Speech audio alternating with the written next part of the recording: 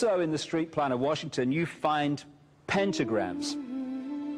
So here we have two pentagrams in the street plan of Washington. The top one points into the Capitol building, and the one at the bottom points into the White House. This is a political building, so we're told. In fact, it's a temple to a secret society, built by the Freemasons to a specific design, Congress, the Congress building.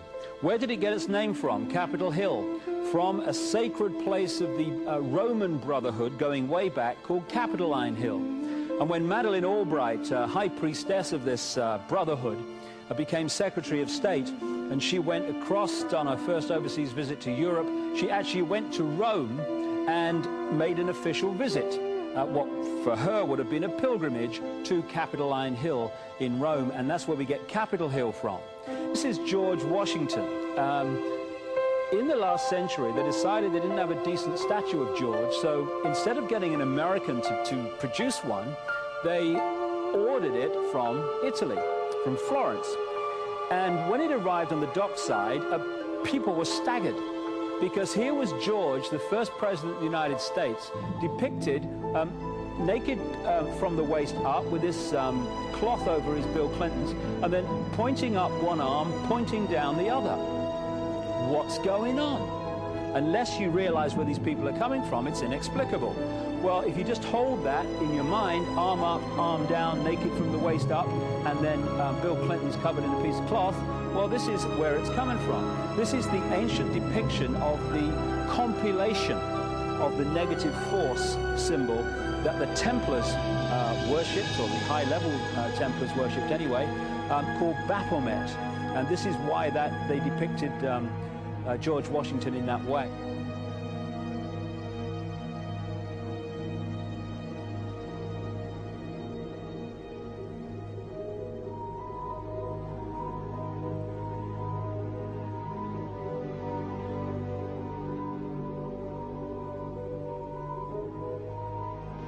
What has come to light is that it is not so surprising for a lot of people that there are covens amongst the very educated class: architects, doctors, lawyers, priests, brokers, and the leisure class. These are people who have made pacts with the devil. That's right. It's really the best, the more accurate way of describing it would be that they have indulged themselves in the worship of the goat, of the prince, of the serpent, of Satan, of Lucifer, and they lead perfectly normal lives. They're jewel merchants. They travel. They're prominent in their own way, but they do have this indulgence. Father, here's a part of that I can never understand. That has never made sense to me, and that is, if somebody were to make a pact with the devil,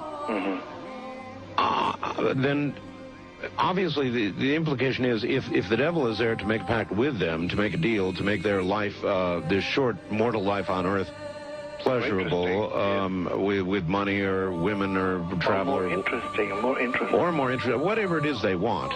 Yes. Then they are aware of the presence of the devil, and they are obviously aware then of the presence of God as well, and they nevertheless make a conscious, stupid, short-term, blind choice to take what they can get in this lifetime. And to embrace one, you must embrace the other. It's not like it's some wishy-washy person. I know you do. It is a very not easy to understand, except when you talk with them, when they let their hair down and peel grapes, as we say, and when they're on their way to being cured of what or healed is the proper word. You find that there's an exhilaration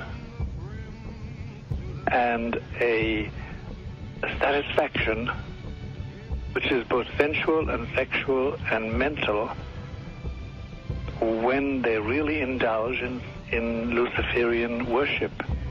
There is a peculiar exhilaration. Like a drug, then? Yes, it's a peculiar exhilaration. And of course, the godly instincts in us all, the angelic in us all, because we all have something angelic and something godly, besides everything else, a lot of other negative things, that is quenched. And you find in them a horror of anything, what we call sacred and holy, or sacrosanct, or the idea of the idea of the sacred, of the awesome.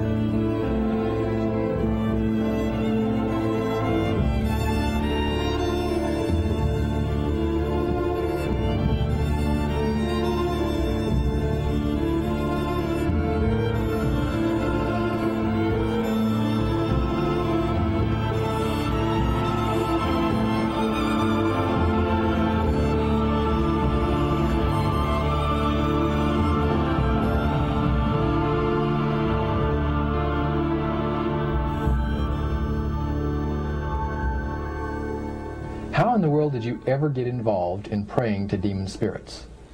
A fellow that had been on a particular ship with me, he told me, "Hey, I got something fantastic to tell you."